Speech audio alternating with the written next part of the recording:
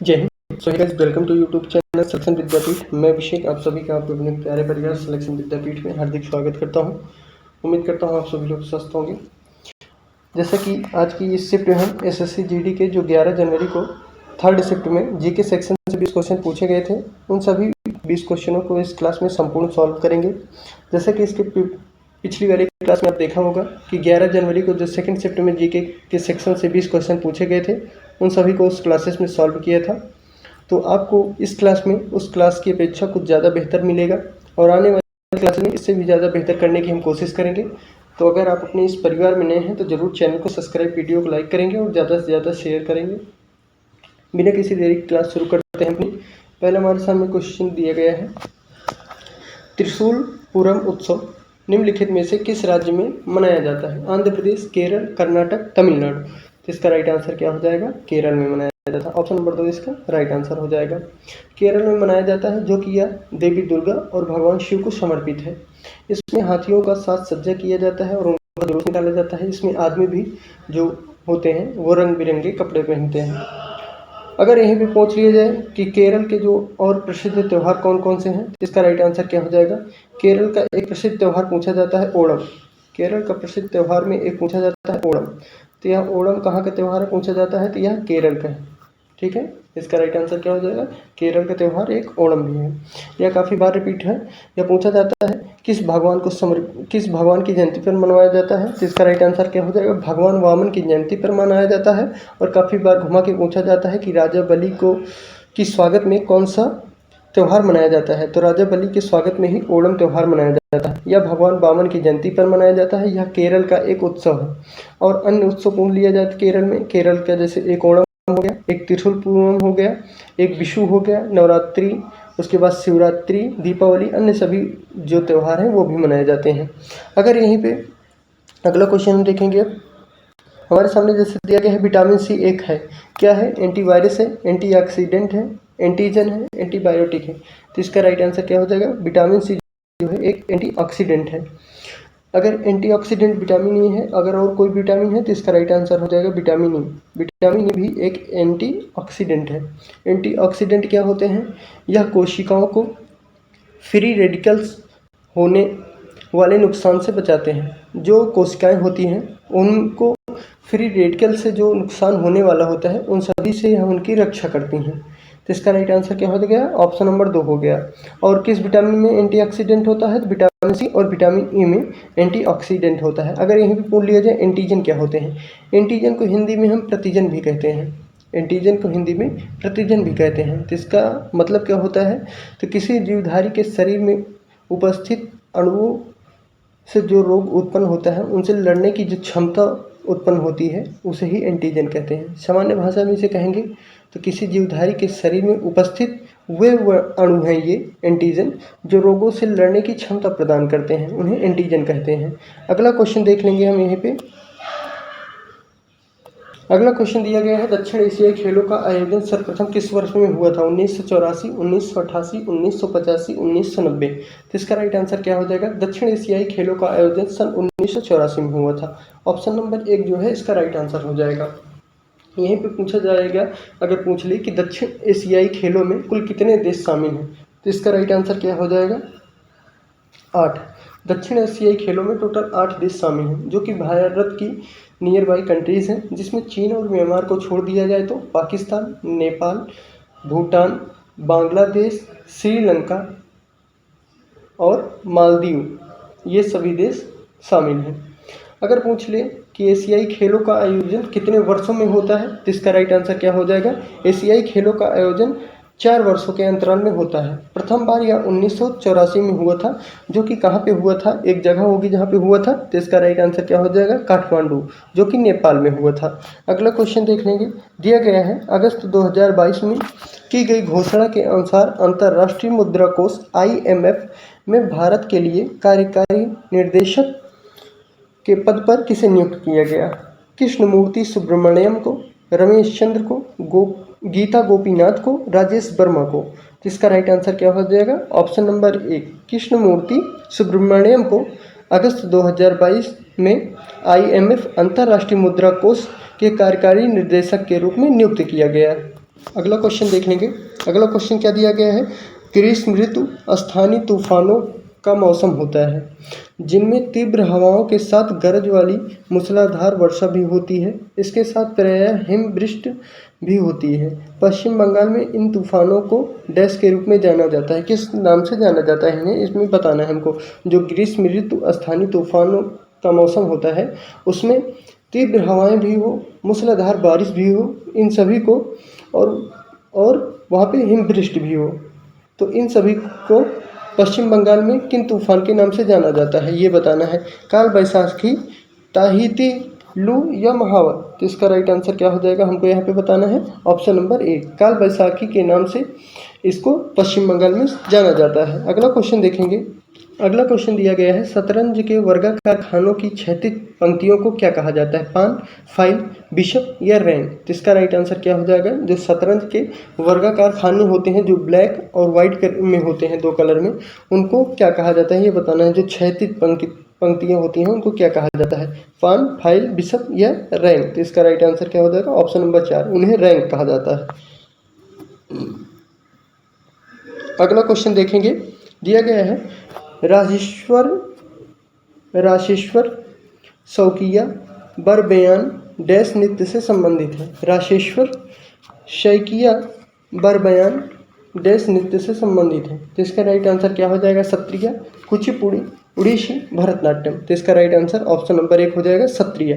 सत्रिया जो कि असम का शास्त्रीय नृत्य है, कुचिपुड़ी या आंध्र प्रदेश का शास्त्रीय नृत्य है, उड़ीसी उड़ीसा का शास्त्रीय नृत्य है और भरतनाट्यम तमिलनाडु का शास्त्रीय नृत्य है। टोटल शास्त्रीय नृत्यों की संख्या कितनी है, 8 है। शास्त्रीय भाषाओं की संख्या कितनी है, 6 है। ये भी ध्यान रखेंगे।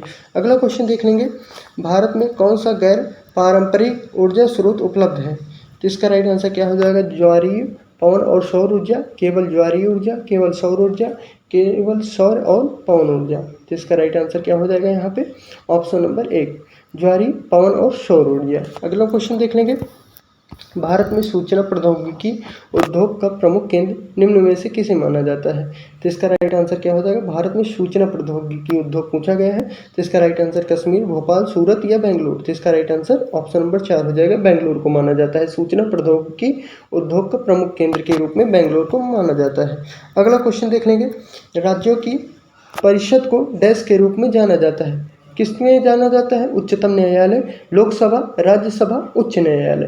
तो इसका राइट आंसर क्या हो जाएगा, ऑप्शन नंबर 3, राज्यसभा। राज्यों की परिषद को राज्यसभा के रूप में जाना जाता है। और अगर यहीं पे पूछे लोकसभा के लिए, तो यहाँ लोगों का सदन जो होता है उसे लोकसभा कहते हैं। अगला क्वेश्चन देख लेंगे। दिया गया है, ग्रीडा लोक नृत्य मध्य प्रदेश राज्य में डैश के दौरान किया जाता है जब रबी की फसल कटाई के लिए तैयार हो जाती है, सर्दी, पतझड़, ग्रीष्म या वसंत। यहाँ पे सिंपल बताना है कि ग्रीडा जो कि मध्य प्रदेश का एक लोक नृत्य है जो कि रबी फसल की कटाई के दौरान यह किया जाता है। यह कब होता है, सर्दी, पतझड़, ग्रीष्म या वसंत। तो इसका राइट आंसर क्या हो जाएगा, यह सर्दी में मनाया जाता है। इसका राइट आंसर क्या हो गया, सर्दी। अगर यहीं पे महाराष्ट्र का और एक इम्पॉर्टेंट नृत्य पूछ ले तो यह मटकी नृत्य भी महाराष्ट्र का है जो कि पूछा जाता है काफ़ी बार। अगला क्वेश्चन देखेंगे। दिया गया है, उपभोक्ता संरक्षण नियम 2021 के अनुसार जिला आयोगों के पास उन शिकायतों पर विचार करने का अधिकार होगा जहां प्रतिफल के रूप में भुगतान की गई वस्तुओं या सेवाओं का मूल्य डैश है। 10 लाख रुपए से अधिक नहीं, 1 लाख रुपए से अधिक नहीं, 5 लाख से अधिक नहीं या 1 करोड़ से अधिक। तो इसका राइट आंसर क्या हो जाएगा, ऑप्शन नंबर 3 हो जाएगा, 5 लाख रुपए से अधिक नहीं हो। अगला क्वेश्चन देख लेंगे। सिरके में उपस्थित अम्ल का रासायनिक नाम क्या होता है। तो इसका राइट आंसर क्या हो जाएगा, मैलोनिक या एस्टिकम या नाइट्रिकम या फार्मिकम। तो इसका राइट आंसर क्या हो जाएगा, सिरके में जो उपस्थित अम्ल होता है उसका रासायनिक नाम क्या होता है। तो यहाँ पे हो जाएगा एस्टिकम होता है। ऑप्शन नंबर 2 इसका राइट आंसर हो जाएगा। यहीं पे अगर हमसे पूछ लीजिए जाए फार्मिक अम्ल क्या हो, कहाँ मिलता है, किस में मिलता है, तो यह फार्मिक अम्ल क्या हो जाएगा, तो यह चींटी और बिच्छू के डंक में जो है ये फार्मिक अम्ल पाया जाता है। या त्वचा में जहाँ जाता है वहाँ पे थोड़ा सूजन और खुजलाहट जैसा या जलन भी महसूस होता है। या अगर यहीं पे आगे पूछा जाए इसका राइट आंसर क्या हो जाएगा, सिरके में उपस्थित अम्ल का रासायनिक नाम यहाँ पे क्या हुआ था, तो इसका राइट आंसर हो गया था 2, एसिटिक अम्ल हो गया था। अगर यहाँ पे पूछ लिया जाए माइलोनिक अम्ल जो होता है ये किस में पाया जाता है, तो यह सेब, अंगूर और चेरी फलों में पाया जाता है। और यहाँ पे एसिटिक अम्ल हमने देख लिया, माइलोनिक अम्ल देख लिया, फार्मिक अम्ल देख लिया, बचा क्या, नाइट्रिक अम्ल। नाइट्रिक अम्ल किस में पाया जाता है, तो यह सोडा बनाने में प्रयोग होता है, धातु का शोधन में प्रयोग होता है। यहीं पर काफ़ी बार पूछा जाता है, जैसे आंसू में कौन सा अम्ल पाया जाता है, जो हम रोते हैं तो आंसू निकलता है, उसमें कौन सा अम्ल पाया जाता है, उसमें भी अम्ल पाया जाता है, न पता हो तो उसमें शियालिक अम्ल होता है। ठीक है, शियालिक अम्ल होता है। अगर खट्टे पदार्थ जैसे नींबू, संतरा हो गया, या और खट्टे पदार्थों में कौन सा अम्ल पाया जाता है, तो सिट्रिक अम्ल जो होता है, ये ध्यान दें। कौन सा अम्ल पाया जाता है, सिट्रिक अम्ल पाया जाता है खट्टे पदार्थों में। अगला क्वेश्चन देख लेंगे, भारत में कार्यबल वर्कफोर्स आबादी में डैश के लोग शामिल नहीं होते हैं, 17 वर्ष, 20 वर्ष, 14 वर्ष या 16 वर्ष। तो इसका राइट आंसर क्या हो जाएगा, ऑप्शन नंबर 3, 14 वर्ष के लोग जो हैं वो कार्यबल आबादी में शामिल नहीं होते हैं। अगला क्वेश्चन देख लेंगे, डैश अर्थव्यवस्था की सभी फार्मों के सकल मूल्यवर्धित का कुल योग है, क्या है, जीएनपी, एनएनपी, जीडीपी, एनआई। तो इसका राइट आंसर क्या हो जाएगा, ऑप्शन नंबर 3 जीडीपी हो जाएगा। अगला क्वेश्चन देखेंगे, भारतीय संविधान में कितने मौलिक कर्तव्यों का उल्लेख किया गया है मई 2022 के अनुसार, तो 10, 8, 11, 9। तो इसका राइट आंसर क्या हो जाएगा, भारतीय संविधान में कुल मौलिक कर्तव्य कितने, 11 हैं। अगला राइट आंसर इसका क्या हो गया, ऑप्शन नंबर 3, 11। अगला क्वेश्चन देखेंगे, दिया गया है निम्नलिखित में से कौन बांग्लादेश के ग्रामीण बैंक के संस्थापक हैं। तो इसका राइट आंसर क्या हो जाएगा, अब्दुल सलाम, मुजफ्फर अहमद, मोहम्मद यूनुस, महबूब उल हक। तो इसका राइट आंसर क्या हो जाएगा, बांग्लादेश के ग्रामीण बैंक के संस्थापक कौन हैं ये बताना है। तो इसका राइट आंसर क्या हो गया यहाँ पे, ऑप्शन नंबर मोहम्मद यूनुस है, तीसरा ऑप्शन नंबर इसका राइट आंसर हो गया। यहीं पे पूछा जाता है कि बांग्लादेश के राष्ट्रीय पिता कौन है, बांग्लादेश के राष्ट्रीय पिता कौन है। यहाँ पे मुजीबुर रहमान जो है वो बांग्लादेश के राष्ट्रीय पिता के रूप में जाने जाते हैं। अगला क्वेश्चन देखेंगे, 18 नंबर को क्वेश्चन दिया गया है, 1857 में किस विश्वविद्यालय की स्थापना हुई थी। 1857 में किस विश्वविद्यालय की स्थापना हुई थी। देखिए, जो जीके के क्वेश्चन होते हैं वो काफ़ी बार रिपीटेड क्वेश्चन होते हैं। जैसे जीडी में है 20 क्वेश्चन पूछे जाएंगे जीके, जो वनडे एग्जाम के जीके क्वेश्चन होते हैं। आप विश्वास करिए, आप प्रीवियस ईयर जो है वो सॉल्व करिए। जैसे जीडी में 20 क्वेश्चन पूछा जाता है, सारे प्रीवियस ईयर आप सॉल्व कर लीजिए, 12 से 13 क्वेश्चन आपको प्रीवियस ईयर से ही मिलेगा, जो कि सेम टू सेम होगा। जैसे हम पिछले क्लास में देखे थे, जो कि फर्स्ट शिफ्ट 11 जनवरी की जब सॉल्व किए थे, तो उसमें 2003 में पूछा गया था पद्म भूषण से सम्मानित सबसे कम उम्र की नर्तकी कौन थी। उसके बाद जब सेकेंड शिफ्ट सॉल्व किए 11 जनवरी की ही, तो उसमें पूछा गया था 1952 में पद्म भूषण से कौन सी नर्तकी सम्मानित की गई, जो कि सबसे कम उम्र की थी। तो कौन सी थी, कौन थी। उसका राइट आंसर क्या हुआ था, तो वहाँ पे सोनम मानसिंह हुआ था, जो कि भरतनाट्यम और ओडिसी से संबंधित है। तो उसी प्रकार अगर जीके का क्वेश्चन आपको सॉल्व करना है, सिर्फ प्रीवियस ईयर आप सॉल्व कर लीजिए, और ज़्यादा जीके में सिर्फ आप सामान्य ज्ञान जो होता है, सामान्य ज्ञान के कुछ पॉइंट होते हैं, जैसे उत्सव हो गया, नृत्य हो गया, और जो आंदोलन हुए थे, इन सभी को आप कंप्लीट कर लीजिए। आपके 11 से 12 क्वेश्चन आराम से तैयार हो जाएंगे। जैसे इसमें पूछा गया था 1857 में किस विश्वविद्यालय की स्थापना की गई थी। इलाहाबाद, बम्बई, बुंदेलखंड, पंजाब विश्वविद्यालय। तो इसका राइट आंसर क्या हो जाएगा, बम्बई विश्वविद्यालय की स्थापना 1857 में की गई थी। अगर यहीं पर अगर हमसे डेट भी पूछ ली जाए कि किस डेट को हुई थी, तो ये भी ध्यान रखेंगे, 18 जुलाई को, 18 जुलाई 1857 में बम्बई विश्वविद्यालय की स्थापना हुई थी। और किन्होंने की थी, मोहम्मद यूनुस नहीं, बम्बई में हुई थी, डॉक्टर जॉन विल्सन ने की थी। डॉक्टर जॉन विल्सन ने बम्बई विश्वविद्यालय की स्थापना 18 जुलाई 1857 में की थी। यहीं भी पूछा जाए, इलाहाबाद विश्वविद्यालय क्या देश का चौथे नंबर का सबसे पुराना विश्वविद्यालय है, जो कि 23 सितंबर ध्यान रखेंगे, और 1887 में यह निर्मित किया गया। इसे किसने निर्मित किया, तो सर विलियम मुइर ने किया था। अगला क्वेश्चन देख लेंगे, यहीं पे दिया गया है, भारत के जम्मू कश्मीर के किस राजनीतिक नेता ने नवंबर 2022 में किश्तवा डोडा बेल्ट की 3 दिवसीय यात्रा शुरू की। तो इसका राइट आंसर क्या हो जाएगा, फारूक अब्दुल्ला, तारिक हमीद कर्रा, महबूबा मुफ्ती, गुलाम नबी आज़ाद। तो इसका राइट आंसर क्या हो जाएगा? Option number 4 Ghulam Nabi Azad. अगला क्वेश्चन देख लेंगे। आज का लास्ट क्वेश्चन दिया गया है, निम्नलिखित में से शुंग वंश के संस्थापक, शुंग वंश की स्थापना किसने की थी? पुष्यमित्र शुंग ने, या अग्निमित्रा ने, वसुमित्र ने, देवभूति ने? तो इसका राइट आंसर क्या हो जाएगा? शुंग वंश के संस्थापक जो थे वो कौन थे, ये यहाँ पे बताना है। तो इसका राइट आंसर क्या हो जाएगा? शुंग वंश के संस्थापक पुष्यमित्र शुंग थे। ऑप्शन नंबर 1 किसका राइट हो जाएगा?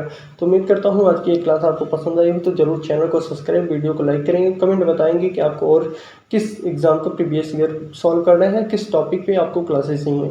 ज़रूर हम आने वाली क्लासेस में आज की क्लासेस से कुछ बेटर करेंगे। अगर कोई भी भूल हुई हो तो क्षमा करिएगा।